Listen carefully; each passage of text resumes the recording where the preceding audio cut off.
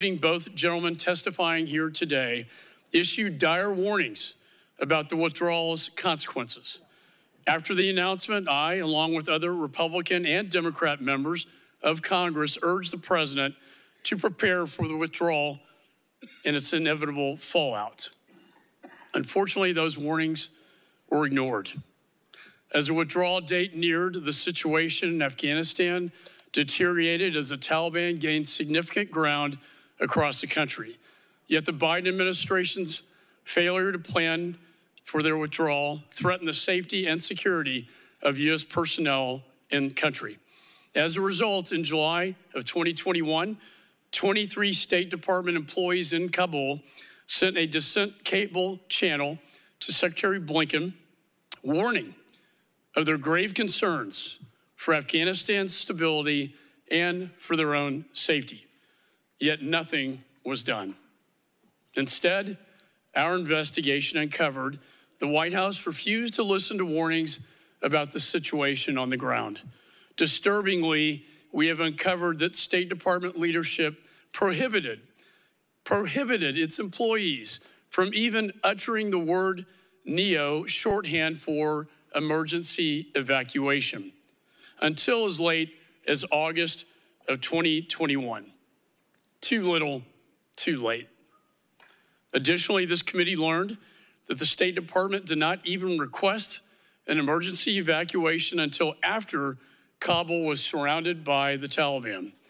As a result, the airport was not secured until August 17th, 2 days after Kabul fell.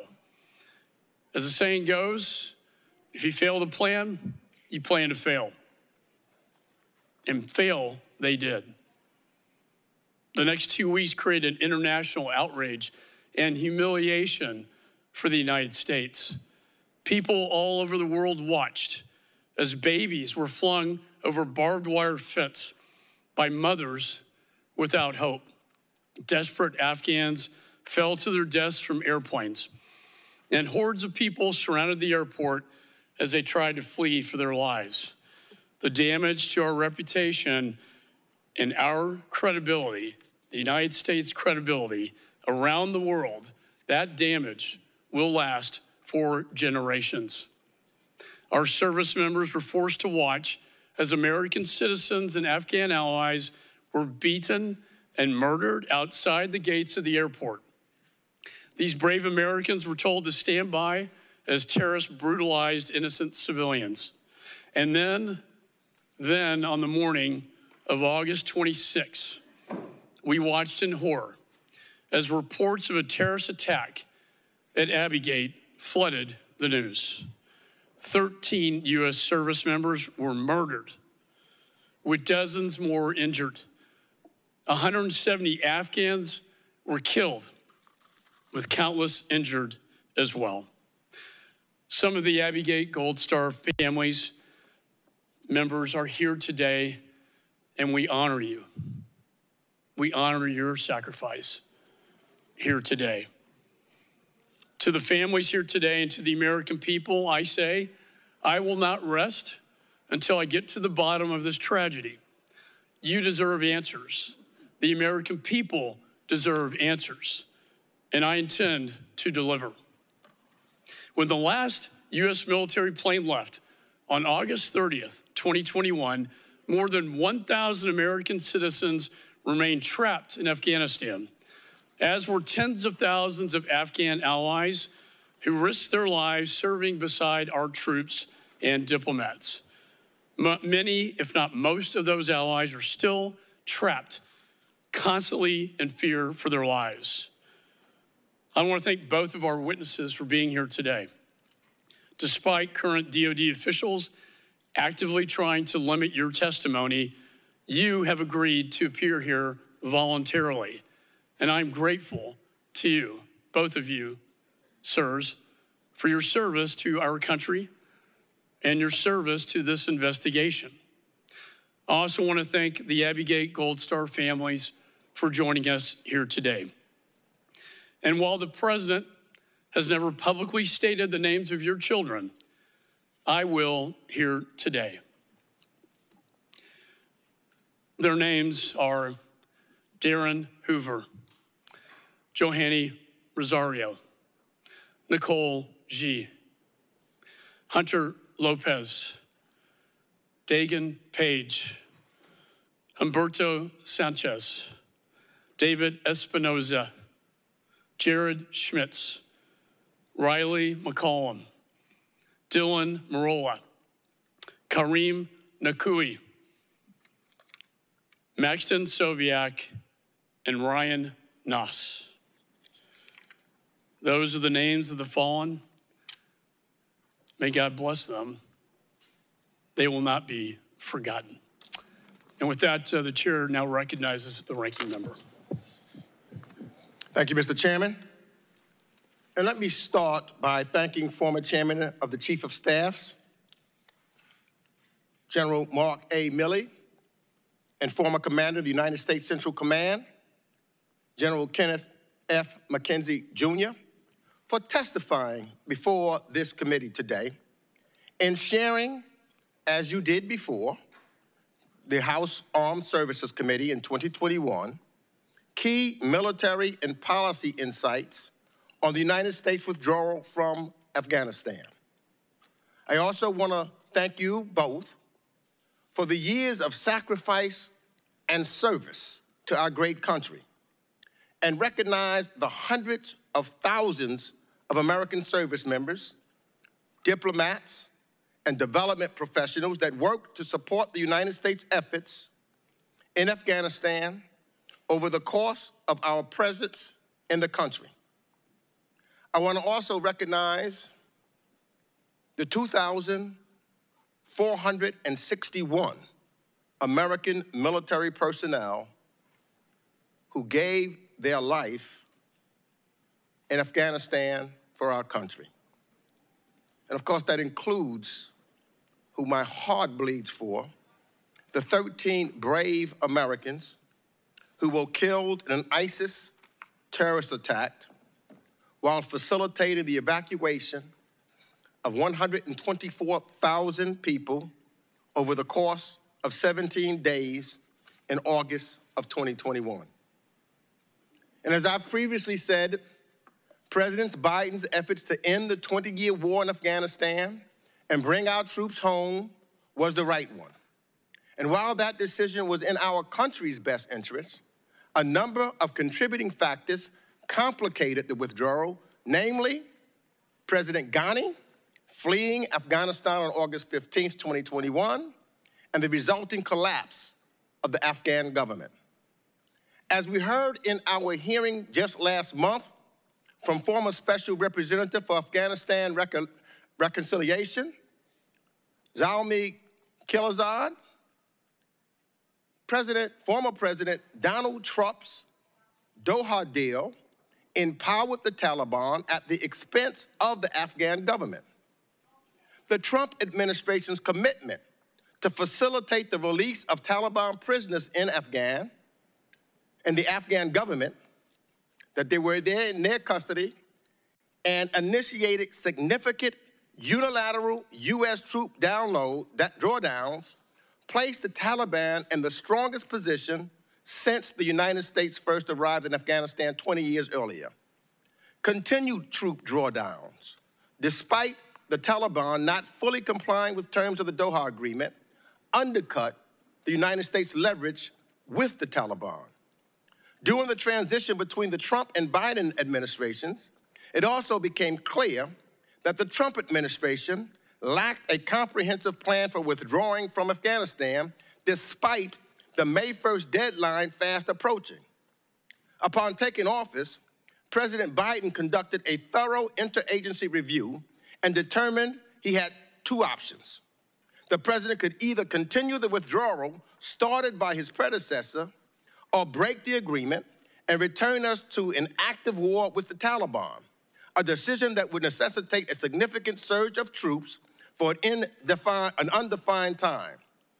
The Taliban made clear that backing out of the Doha Agreement would result in the resumption of hostilities, which would place our service members once more in their crosshairs. Let me be clear. This is not my opinion on the timeline and facts. This is the picture painted by the Afghanistan After Action report conducted by the State Department, which DOD has corroborated throughout its own internal reviews of the withdrawal. These are the facts outlined by this committee's own investigation, which has been comprised of over 100 hours of transcribed testimony, multiple public hearings, and 11,000 pages of documents produced by the State Department. And I also, again, like to reinforce the importance of broadening the scope of Afghanistan.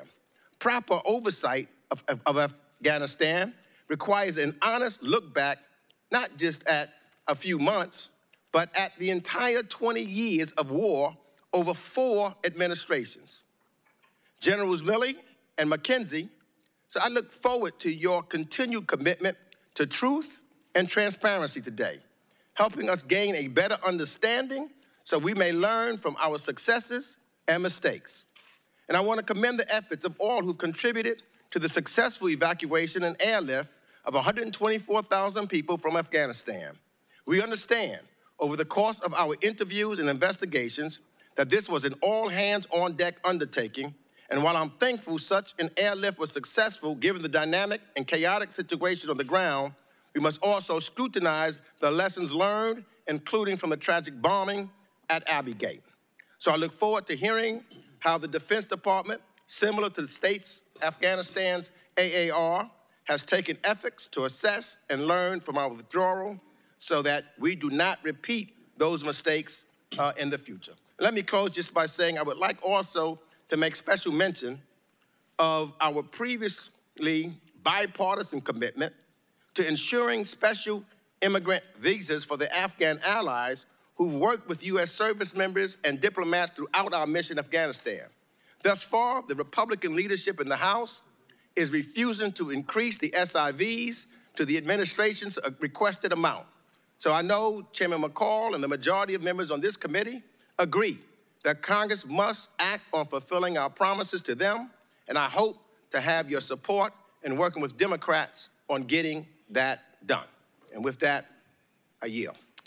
Ranking Member yields. Let me add to that comment. We are working in a very bipartisan manner to increase the number of SIVs. I think it's vitally important when we talk about Afghan partners left behind to provide the visas necessary for them to get out of there. And I'm pleased to announce, but I don't want to announce the number yet because it's being negotiated, that we will have an agreement. So with that, I'm pleased to have with us here today the former chairman of the Joint Chiefs of Staff, General Mark Milley, and former commander of U.S. Central Command, General Kenneth F.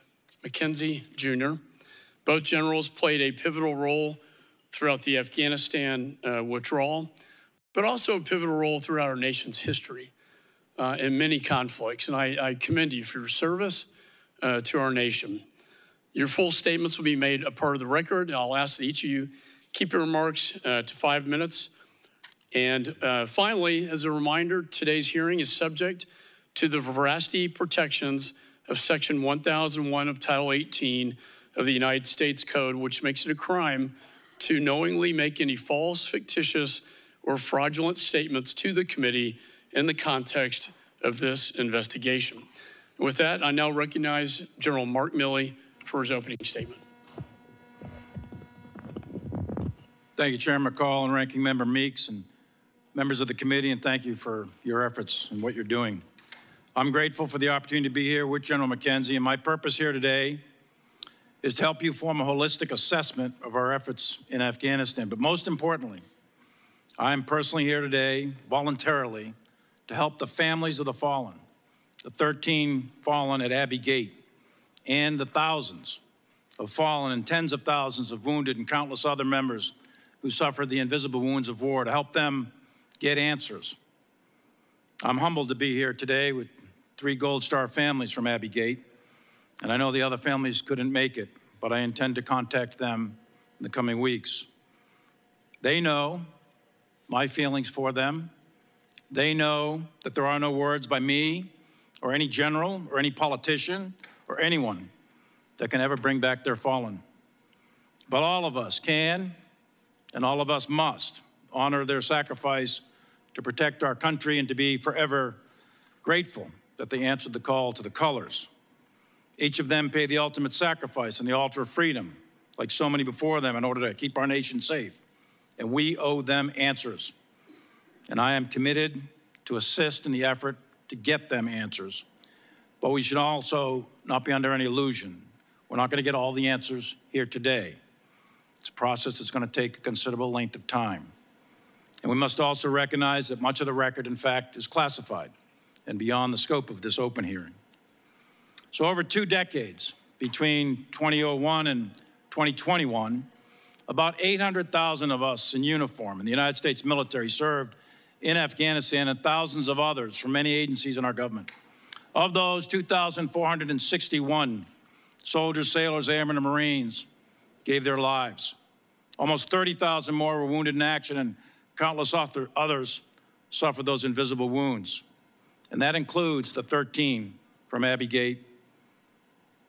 We must always honor all of their sacrifice, each of them, over 2 decades of fighting the Taliban, bringing Osama bin Laden to justice, and ultimately protecting the American homeland.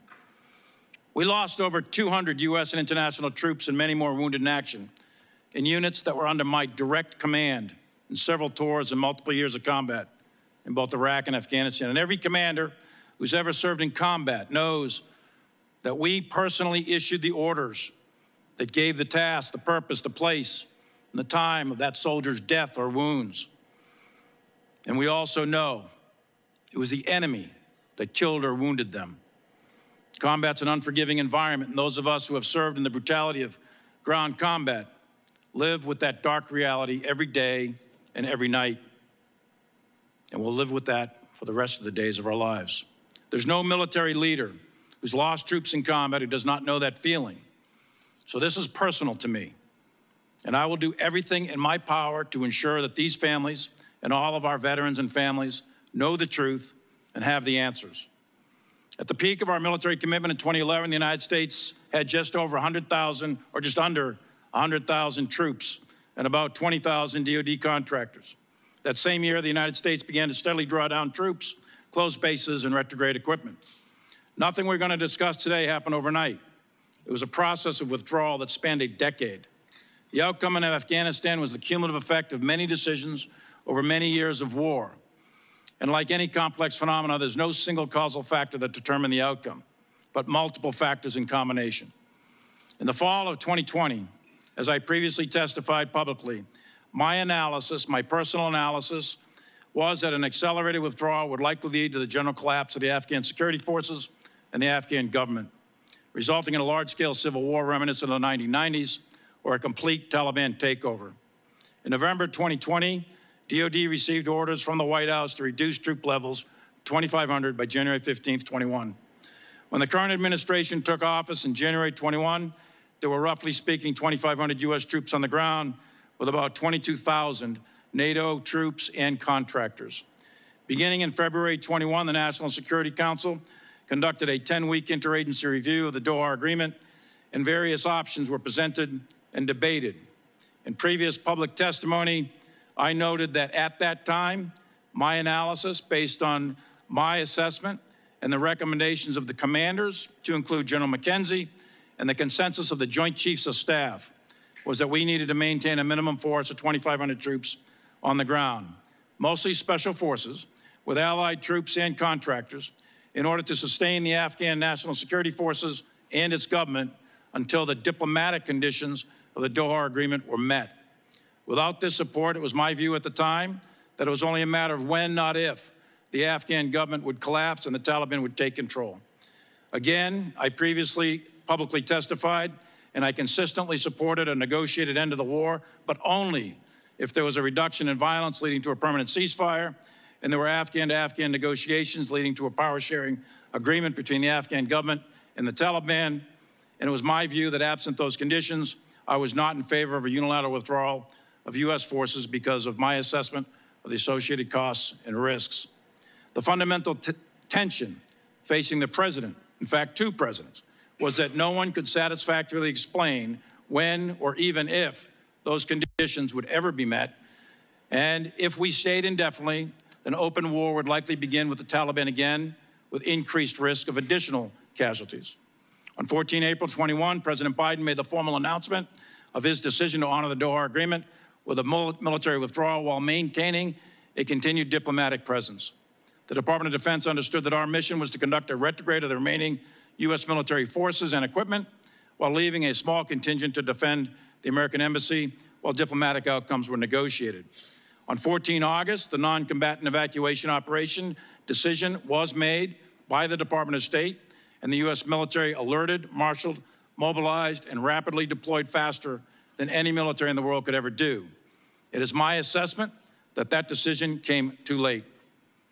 The deploying forces quickly took operational control of the airport with significant elements of the 82nd Airborne Division, Marines, National Guard, and Special Forces, along with our CIA partners and selected NATO forces.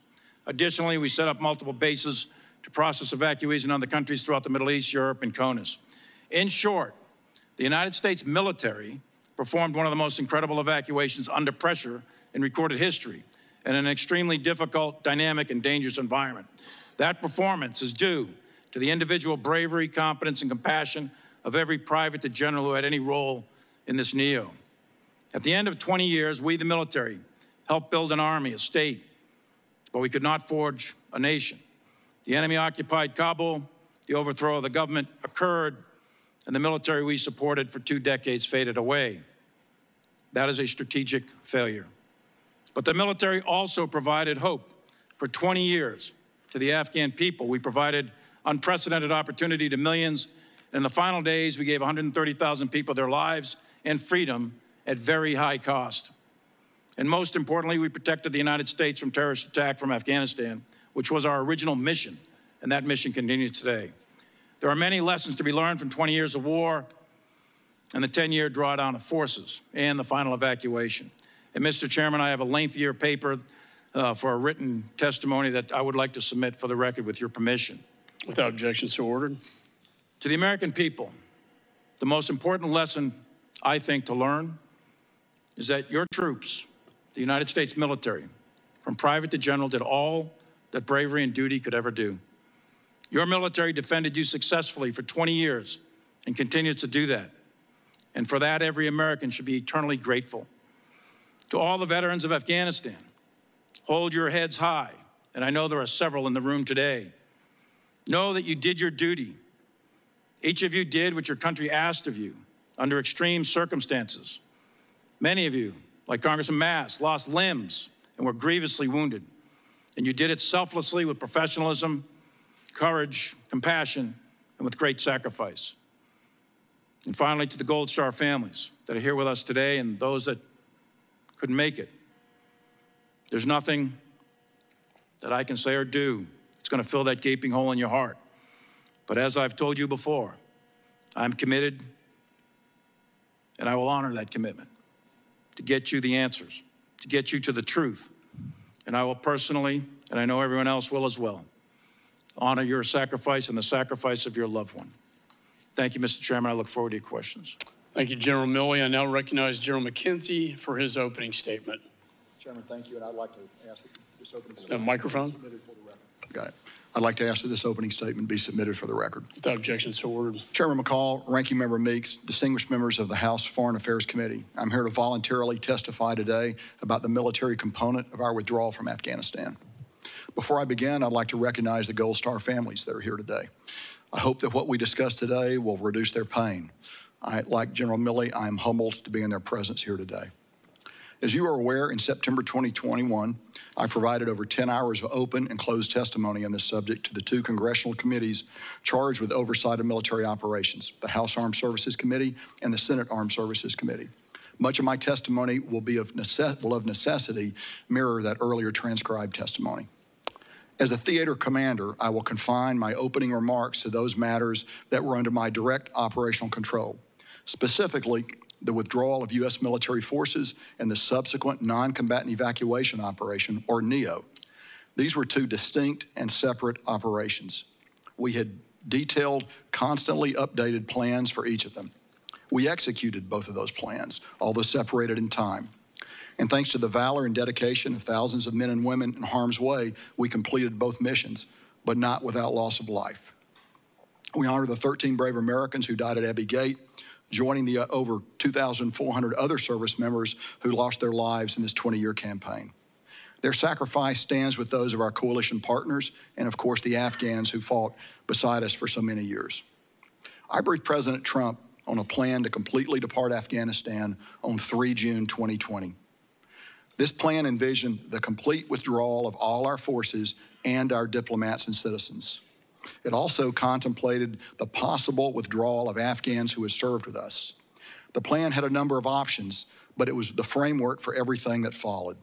Ultimately, President Trump selected a branch of the plan that maintained 2,500 U.S. military personnel in Afghanistan by Inauguration Day in January 2021. We had branches to that plan to complete a withdrawal by May of 2021 had we been so ordered. On 11 April 2021, I received orders from President Biden through the Secretary of Defense to execute a full military withdrawal by 11 September 2021, a date which was subsequently modified to the end of August. This decision did not include the withdrawal of our embassy, our citizens, and at-risk Afghans. It's important to understand that we had a complete plan to execute that task as well, but were not ordered to do so. The President's decision was to maintain an embassy, to not require our citizens to leave, and of course, to not expedite the extraction of at-risk Afghans. This was not a military decision. We substantially accomplished the military withdrawal by 12 July 2021, when I relieved General Scott Miller as the commander of U.S. forces in Afghanistan. My orders then were to retain a military platform of 650 personnel solely designed to provide security for the U.S. Embassy and Karzai International Airport. During this period, and with minimal to no support from us, the Afghan security forces, and more importantly, the government of Afghanistan, crumbled in the face of Taliban pressure. Orders to commence the non-combatant evacuation operation, bringing out our embassy, our citizens, and at-risk Afghans, were received on 14 August. These dates are important because I believe that the events of mid and late August 2021 were the direct result of delaying the initiation of the NEO for several months.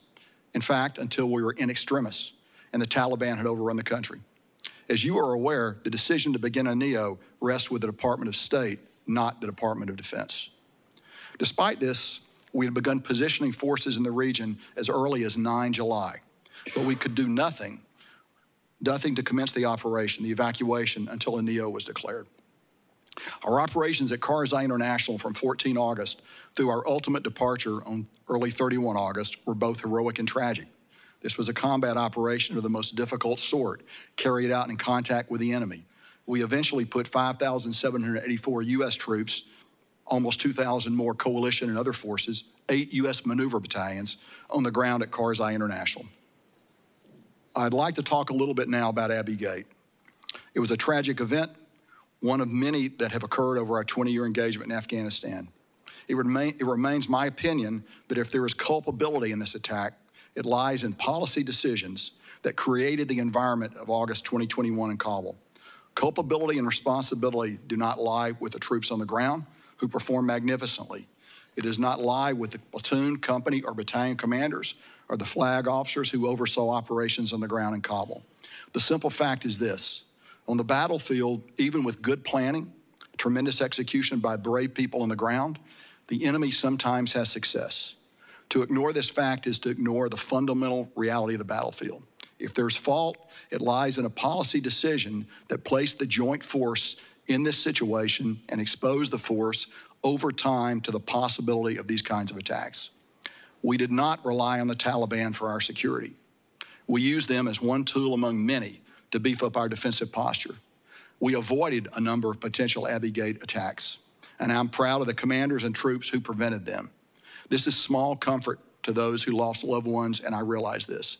Nonetheless, what's remarkable about Kabul is not that the tragedy of Abbey Gate happened, but that many other attacks did not happen. I'll end my statement with this observation. I was the overall commander, and I alone bear full military responsibility for what happened at Abbey Gate. Thank you, Chairman. I'm ready for questions. Thank you, General McKenzie. I now recognize myself for questions. We have Sergeant Tyler Vargas-Andrews here today. I want to thank you, sir, for your service. and your courage for testifying before this committee almost a year ago to the day. He was a sniper at Abbey Gate and testified to us that he had the suicide bomber in his sights, that was identified on the Be on the Lookout. He sent the sniper photos and other related documents to his commanding officer for permission to engage the suicide bomber. Yet that warning was ignored. He never heard back.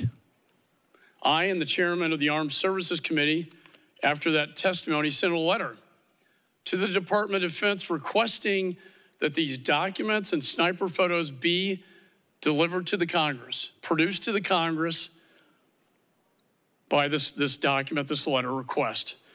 To date, that has been ignored. The Department of Defense has refused. We've also requested the testimonies of General Chris Donahue and Admiral Peter Vasley, who were the commanding officers on the ground during the Abbey Gate disaster. To both of you, to General Milley, do you think that these documents should be turned over to the United States Congress? And do you think that both General Donahue and Admiral Vasley should testify before Congress?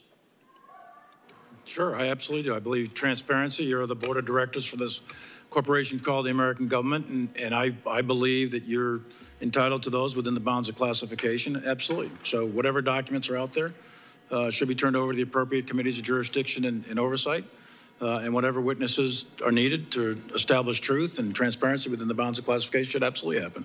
Absolutely. That's why I'm here. Thank you. Chairman, I agree with General Milley, and I associate myself with his remarks.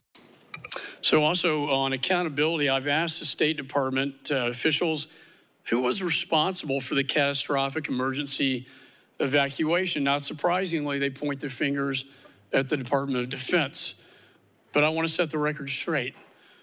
While the DoD helps conduct the emergency evacuation, it's a State Department that is responsible under law for developing the plan and leading the evacuation. Is that your understanding? Yes. The State Department is the lead federal agency for planning and execution, oversight of the execution of the non-combatant operation. And the Department of Defense is in support of, and other departments are in support of the State Department. The State Department's the lead federal agency for NEOs. That's correct. General McKenzie? I agree with that. And it's a State Department responsible under law, again, for requesting the emergency evacuation. Is that correct? That is correct, and I think actually, I think that's done at the ambassadorial level, to tell you the truth. I'd have to check the law, but I think the ambassador can make the decision to execute a NEO, but typically it'll be him or the Secretary of State. And did the State Department, specifically Embassy Kabul, have an evacuation plan for Afghanistan? So, Chairman, every embassy has an evacuation plan for Afghanistan, and Embassy Kabul had a plan, had what we would call an F-77 list, which is the list of U.S. Citizens and their families that are in the country, and we struggled to gain access to that plan and work with them over the months of July until we finally got a decision to execute the NEO, which, as I've already mentioned, occurred on the 14th of August. Now, we worked with the embassy before then, but we didn't have authority to move out and do the things that you have to do to make a NEO happen until the 14th of July, or correction, the 14th of August. And as I noted, we were in extremis at that point. And August 14th, just days before the fall of Kabul and the evacuation of the embassy, August 14th is when they finally put forward this plan? No, that's when we got authority to execute the plan. That's when you got authority and you urged the White House and State Department to put pen to paper to develop a plan to get Americans and our Afghan allies out of Afghanistan, correct?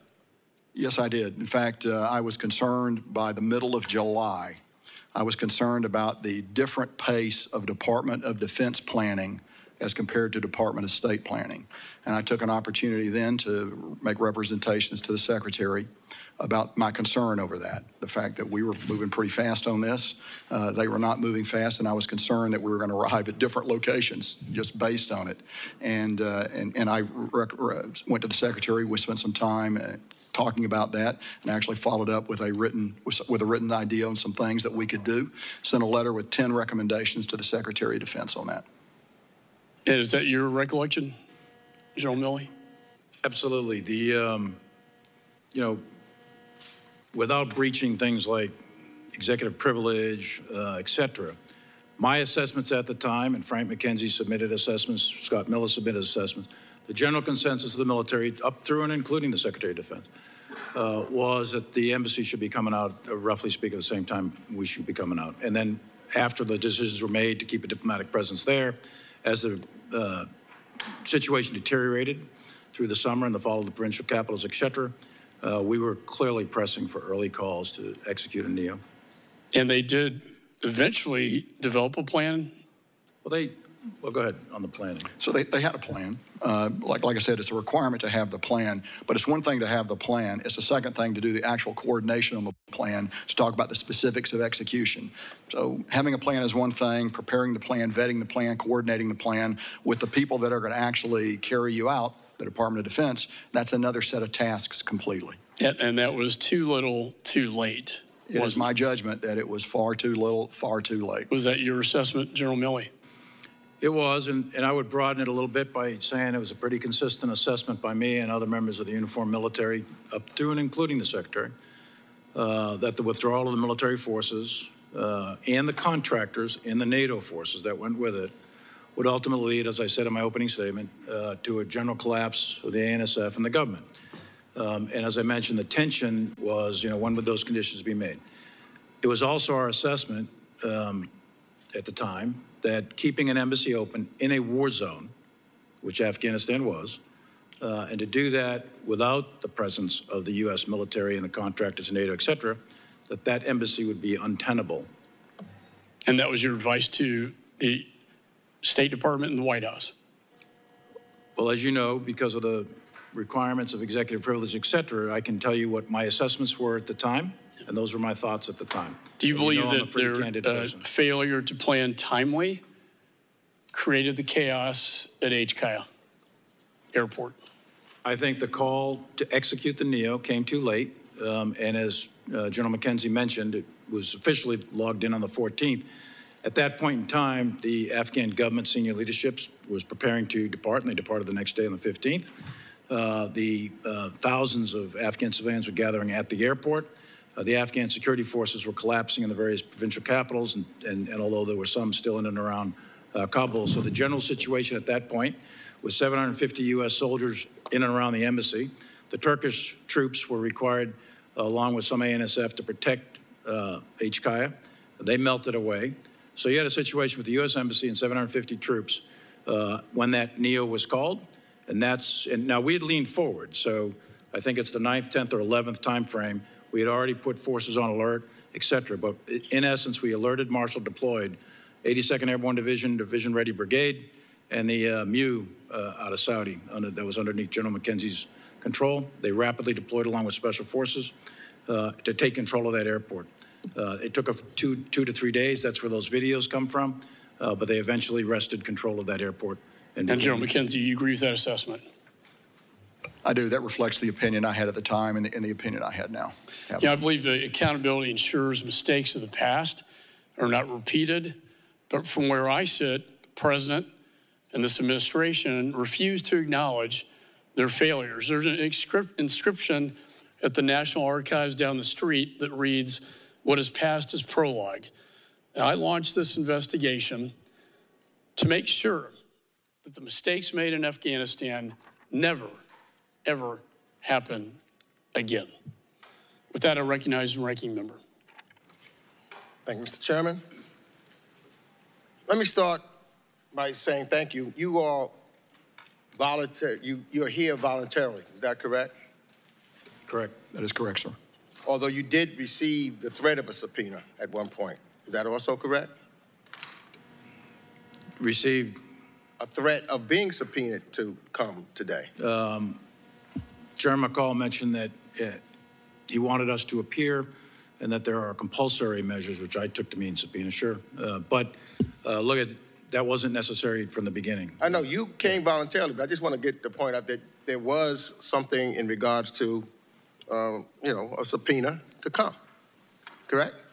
I was not subpoenaed. I said the threat of a subpoena to come. From when you were in uniform and testifying to what you've testified today, has there anything that you know, didn't testify to before that you're testifying to now? Is there any change of thought of what took place today from what you testified to previously? In general, for me, everything that I testified before is still true and accurate today, and in open testimony, that would be correct. I have learned more about Abbey Gate because of the investigations.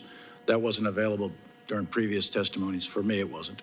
But I have since read those investigations and been briefed on them, but they weren't available the first time. So your testimony today is still basically consistent and transparent to your testimony? It's totally consistent. General McKenzie? That's the same for me. Right. So there's not really anything new that was learned today because you've testified to it before, right? I'll leave that to y'all to determine if there's anything new. I'm just asking you from your testimony and from what you know, what has been made public and what has been public. Sure. It's basically, this is not something new. So, Ranking Member, as I mentioned in my opening statement, much of what I say today is going to mirror the 10 hours of that's testimony my I point. gave This earlier. is not anything groundbreaking or anything that, you know, is being discovered newly. This is something that has been out in the public from the time that you testified back in 2022, right? Nothing groundbreaking here. Fact of the matter is, let me ask this question. I think maybe it was you, General Milley, said that the framework for what took place during the 20 years, because I think that we should be looking at, if we really want to figure out what went wrong, what we need to fix, we need to look at the entire 20 years of being in Afghanistan, not just the last few months. Would you say that's correct? Yes, and I said that before as well in previous testimony. Now, in the written remarks that I'm submitting for the record, I've elaborated on what I think are, say, top 10 lessons learned, but there's many more. You're not going to learn all the lessons of a 20-year war in short sessions, but I think there's a huge amount of lessons to be learned over the course of 20 years. You know, should we have gone after bin Laden in 2001 in that winter when we had him more or less from an intel standpoint? We thought we had him located. Should we? Could we have? Yes. Should we have? I think yes. In hindsight, that would have changed the trajectory of the whole war. And there's a whole series of lessons along the way. Specific to this hearing and to help these families, I think the focus is more recent relative to the withdrawal itself and the Abbey Gate and the NEO. But you're correct. A holistic view, absolutely, I think, but that's going to take a considerable amount of time. Would you say that the Doha agreement that was done under the Trump administration had some connection to the conditions on the ground when Joe Biden became president and leading on up into to what took place at Abbey Gate? There was a nexus there. Is that not correct? Yeah, I think the end game, if you will, the final, months. I think the framework of that is set by the Doha agreement. Absolutely. So if we're going to study to find out the findings of what we should do, we should be talking about what happened during the Trump administration as well as what took place during the Biden administration, because they are connected. They're not separate. And so if we're serious about trying to figure out what took place and why it took place, we should be looking at both what took place under the Bush administration, the Obama administration, the Trump administration, and is that not correct? Sure. As you point out, 4 presidents. I think there's half a dozen secretaries of defense, half a dozen secretaries of state. There's half a dozen chairmen of Joint Chiefs of Staff. There's another 4 commanders in Afghanistan. So yes, there's absolutely lessons to be learned through all of this. And the end game, using the Doha agreement, if you wanted to say that was the start point, sure, there's a lot to be said about that as well. And there is a continuum. As I mentioned in my opening statement, there's no phenomenon like the end of a war. My point is this. if we're taking a serious look at this, you can't just take a peek at one little segment of it and say this is the reason everything happened without looking at what preceded it, because you'd have to look at it in its entirety. Isn't that correct? If you're serious about trying to figure out how we're going to make sure the mistakes that may have made and the things that we did right, you can only do that in a serious investigation if you take all of it and you look at all of it and you examine all of it, not just piecemealing that. Would you agree with that? Of course. I mean, I said that in the opening statement. I said in previous testimony that a holistic look at the whole war in order to really determine outcomes, et cetera. And anything as complex as a war is not the result of a single causal factor. There's multiple factors and multiple decisions. So yes, in general, I agree. But I'm here for these families to try to get them answers and to try to get answers on the immediate issues that are at hand. So I know the chairman went, so I just want to do the same amount of time that he had. I don't want to get cut off there. So let me ask this. With the conclusion of the Doha deal, the Taliban stopped attacking U.S. forces inside Afghanistan. Is that correct? Well, yes, lethal attacks. They committed to not doing that. There were some attacks, but they committed to not conducting lethal attacks. And by my memory, I don't think there was a lethal attack on U.S. forces. So let me ask this, because we're running out of time. I saw the chairman finished about with 5 minutes there. So, and when the United States committed to the Doha deal, that was to withdraw, and I quote, withdraw from Afghanistan all military forces of the United States, its allies, coalition partners, including all non-diplomatic civilian personnel, private security contractors, trainers, advisors, and supporting service personnel. Is that correct? That was the Doha deal done under the Trump administration. Is that correct? As I recall, I think there were 7 conditions that the United States signed up to and 8 conditions that the Taliban signed up to. And I think you rattled off most of the key ones. It was a very explicit thing. It said you had to go from there were 13,000, more or less, 13,000 U.S. troops when Doha was signed, and then you had to go to 8,600 in 135 days. Let me just do this. I want to make sure. And so, therefore, the withdrawal was well underway in January 2021 after President Trump withdrew U.S. forces, notwithstanding concerns about the Taliban's behavior. Is that correct? The withdrawal was absolutely underway. The drawdown of forces was underway. That's correct. So I don't have time, but I would like, because I would like to do a complete investigation. That is what I think that our committee has the responsibility, so that we can really be transparent with the American people on everything that took place in the 20 years in Afghanistan. Not just one piece, but everything. If we are serious and not playing politics with this issue. Gentleman's time has expired. I will say the Afghanistan Commission has been commissioned to look at the last 20 years. The purpose of this investigation is to examine the evacuation. I will hold the members accountable at 5 minutes under the rules discipline so that we can get to every member on this committee who deserves to be heard. And we thank you for showing up. And with that, I recognize Mr. Smith. Thank you, Mr. Chairman. Thank you for calling this important hearing. Thank you to the 2 generals for your distinguished service to our country. Thank you so very much for that. General Milley, you mentioned how you had suggested a minimum of 2,500 troops to remain. Who rejected your advice? Was it the president? Did you ever get a written or oral feedback as to why they rejected that advice? Well, again, I can't say, the president said this, president said that. That's beyond the scope of the law, actually, with executive privilege. But it's obvious that the president made the decision, and the president made an announcement on the 14th. And our recommendation was, as I mentioned, or our thoughts at the time was, as I mentioned. And every president has a right to make those decisions. He's looking at things from a much wider angle than a military angle. Our military assessment was keep 2,500, and with them, it's not just 2,500, it's 2,500 plus the NATO plus the contractors. Right. And the contractors are key here. And then that, we thought, our assessment was, that would keep the Afghan government, the military, stable until such time as a diplomatic outcome could occur in accordance with the conditions set in the Doha Agreement. In retrospect, would that have made the difference?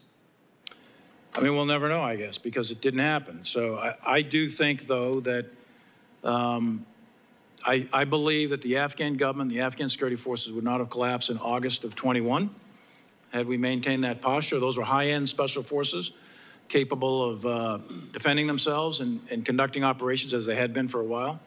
And I think my assessment, probably moderate to significant risk on U.S. forces, but is that worth that risk? Again, the Doha Agreement had conditions, but here was the problem. For two presidents, nobody that I recall, nobody, zero, could coherently argue how it would end or how those conditions, the diplomatic conditions, were going to be obtained. Not a military problem, but how are those diplomatic conditions going to be obtained? Let me just ask you, I asked Secretary of State Blinken on September of 2021 about the infamous phone call with Ghani.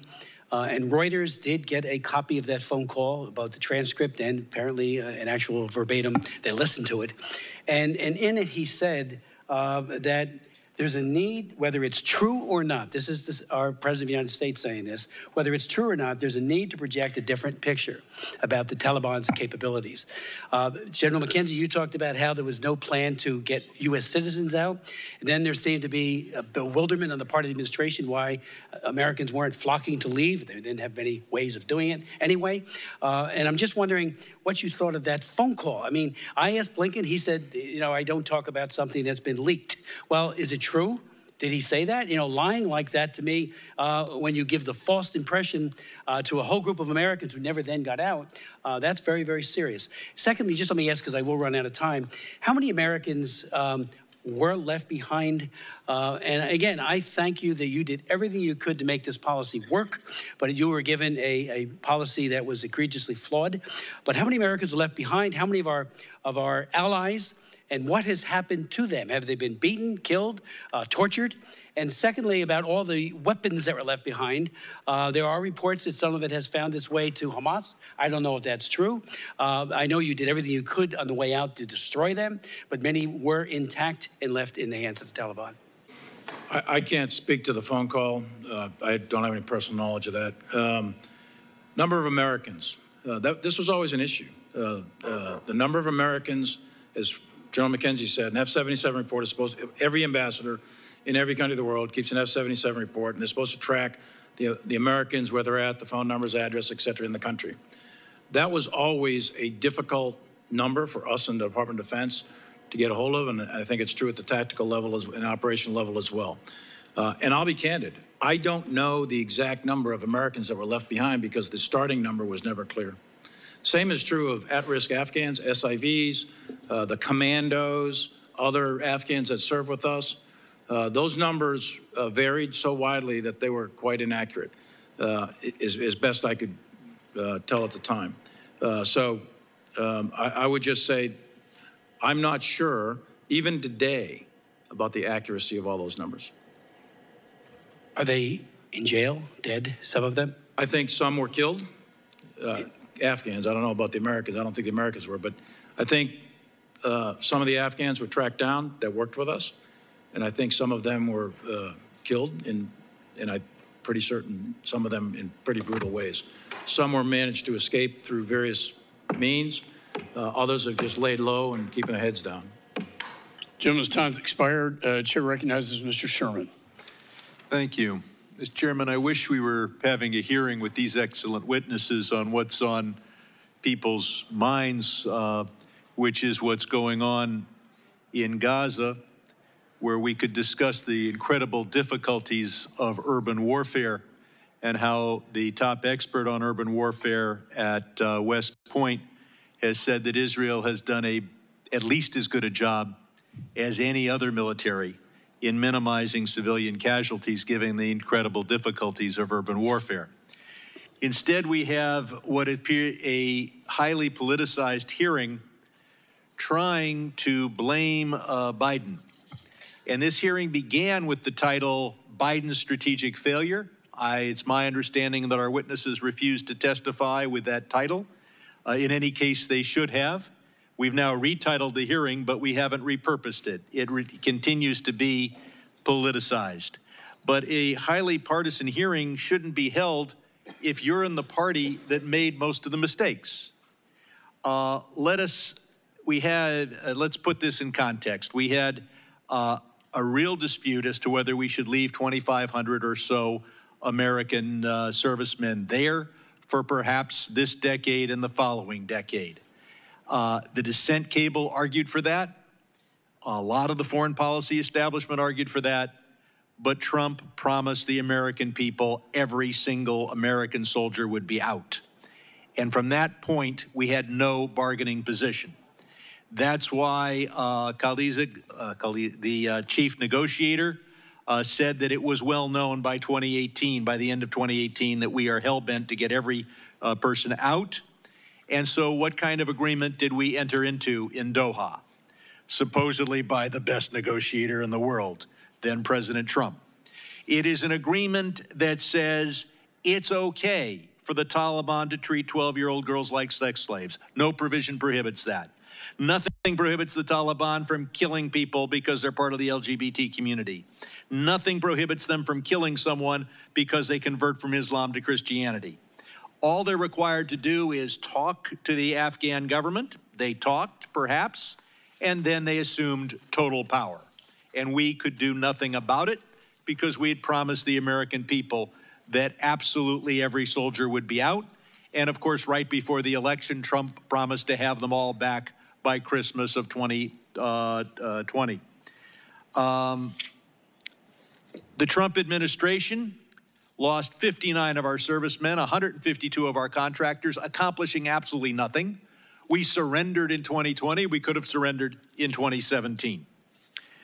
But perhaps the most extreme partisanship has arisen when so many members of this committee have attacked President Biden supposedly for not bringing back the, quote, $85 billion, I think it's closer to $8 billion, of equipment that we left behind. Now, this equipment was in the hands of Afghans who had plenty of use for it. They could keep it for their own defense. They could sell it to the Taliban. They did not choose to bring it back to us and return it. So I'll ask General Milley, was there a way for us to go all around Afghanistan and demand the return of our equipment?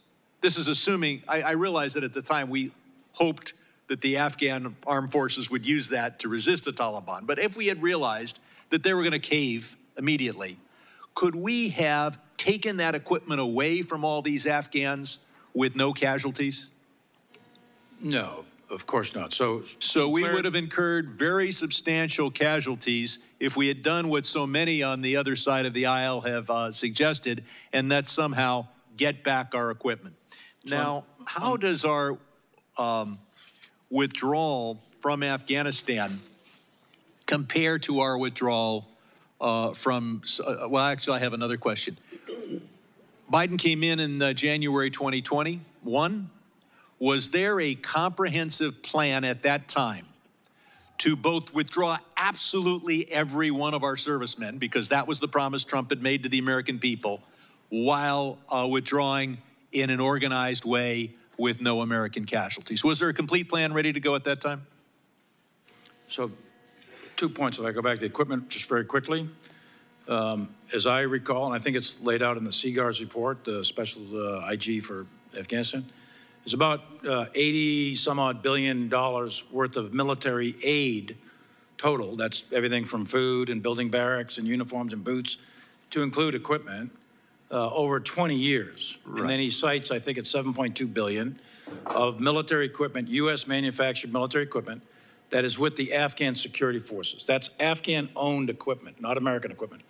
Every piece of American equipment that the American military owned came out with us with Scott Miller, or he destroyed it on site. And that's a fact. So the idea that the American... So this attack on Biden for not taking the equipment back is total Chair bunk. recognizes Mr. Wilson, South Carolina. Thank you, Mr. Chairman. And I ask for unanimous consent to submit 2 reports from the George W. Bush Institute of February 2024, the captured state on human cost and on corruption. Objection so ordered. Thank you, Mr. Chairman. And indeed, generals, we appreciate your service, but we just have to learn from what's occurred, the appeasement in Afghanistan. The Biden decision to appease is the worst foreign policy national security decision, I believe, in the history of the United States. It led directly to the encouragement of dictators who are ruling by gun to invade the democracies of rule of law. We saw that on February 22, 2022, when war criminal Putin invaded Ukraine. We saw that on October 7, 2023, when the regime in Tehran, through their puppets of Hamas, invaded Israel. We see it today as the world's largest military buildup is being conducted by the Chinese Communist Party to threaten Taiwan. The global war on terrorism continues, and indeed with open borders, the American families have never been at greater risk of attack.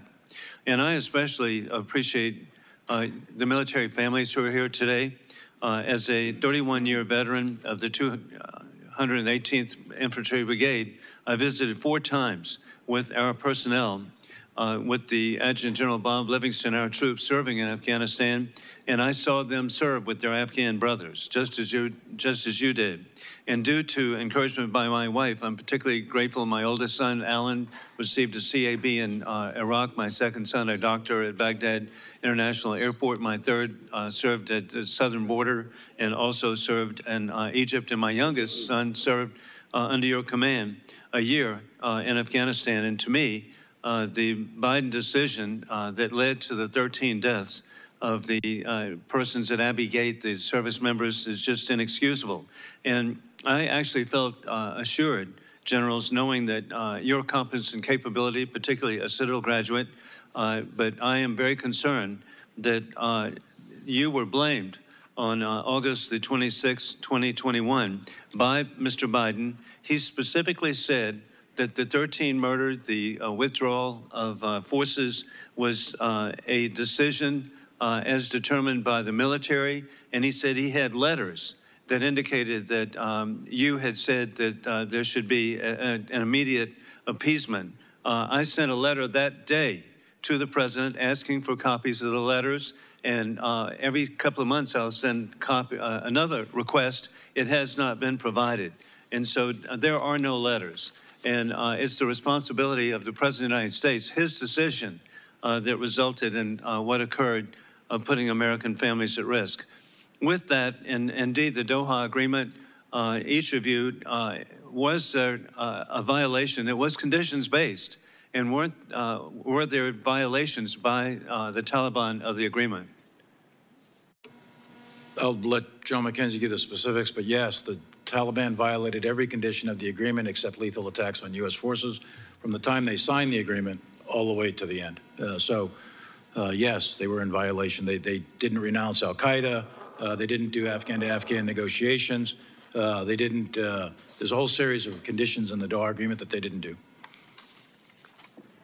No, that's correct. Every condition except the one narrow condition about attacks on U.S. and coalition forces. And in particular, actually, they stepped up intensely attacks on Afghan forces during this period because we had agreed to actually withdraw substantive air combat support from the Afghan military during this period of time, and they took advantage of that opportunity. And I appreciate that President Donald Trump has indicated it was conditions-based. The conditions were violated, and that would have led to his view of maintaining the Bagram base. What is your position? So my position on Bagram was, it linked to my recommendation, my position then and now, that we should have held at 2,500. At 2,500 U.S. forces, if you also assume that will allow the Afghans to stay in the fight, you can maintain a viable base at Bagram. And indeed, Bagram would be protecting American families. And hey, as we conclude, we still have a president making bad decisions, and that is that we had 7 weeks ago, 3 young Americans were killed, Army reservists from Georgia. And this was a decision of the President, Mr. Biden, who did not follow through on trying to stop these attacks on our troops by the puppets of Iran. And we've lost 3 service members, over 40 injured. And the President needs to take this seriously. We're in a conflict as existential of our country. Thank you. Gentleman yields. Chair recognizes Mr. Crow. Thank you, Chairman. Thank you, Chairman Milley and General McKenzie, for your service then and for coming voluntarily to testify and provide really important information to the committee and to the Gold Star families. And I join you in extending my condolences to the Gold Star families for making the ultimate sacrifice, a debt that certainly we can never repay, but we are trying the best to get answers for you. And I also want to extend my condolences to the over 2,400 other Gold Star families who weren't able to join us here today, whose families also made the ultimate sacrifice over the 20 years of this war. My criticisms of the withdrawal, the missteps and the problems are well documented. There were certainly issues that have to be addressed, and I've been very clear about that, and I've endeavored to get answers with my colleagues. But I also want to provide some really important context, and that is ending wars is never easy. And ending wars is never clean. And in fact, as you all know better than me, retrograde operations, withdrawal operations are some of the hardest and most dangerous things that we ask our military to do. So I want to provide some of that context. Chairman Milley, you said in your opening that the Doha agreement that President Trump and his administration entered into with the Taliban required the complete withdrawal of U.S. forces and diplomatic. That was the agreement that the Trump administration entered into. You said that had we not complied with that agreement, that there would be, quote, open war with the Taliban, right? That they had kept their agreement not to attack U.S. forces, which allowed us to withdraw and reduce our footprint. So here today, had we not withdrawn and not ended the war, would we be at open war with the Taliban? I think the probability is greater than not that the Taliban would have reinitiated combat operations on 1 May or 2 May. The Doha agreement says all force out by 1 May. The current administration, the State Department negotiated with the Taliban to get that extended, Zal-Khalilzad did, to get that extended until September, I guess it was, to buy some additional time. But there's little question in my mind that had the United States, that either president's agreement to withdraw, if we didn't withdraw 100%, then we would have been back at war with the Taliban. That's right. General McKenzie. I generally agree with what General Milley said, but when we always thought about keeping 2,500 beyond, we thought it needed to be coupled with an aggressive negotiation program with the Taliban, one that was perhaps had a few more sticks and not all carrots. So I think you needed to change your approach to negotiation if you decided to stay. We'll never know. You'll never know. I think I agree with General Milley. It's very possible that we could have been fighting the Taliban, but that's just a counterfactual that we won't know the answer to. Okay, thank you. On the issue of a NEO, I actually was one of those voices that joined you and called for an earlier NEO. That was something that I thought would have been better and could have led to a smoother evacuation, but not a perfectly clean one. Because NEOs are hard, and one thing I want to talk about is this issue of who we evacuate, right? You talked about getting counts on U.S. citizens, but the simple fact of the matter is the United States nowhere ever requires its citizens to register with the State Department. So in no instance do we ever fully know what Americans are on the ground in any situation. Is that correct? I think that's 100% correct, and you'll see it playing out today in Haiti. You saw it in the Sudan.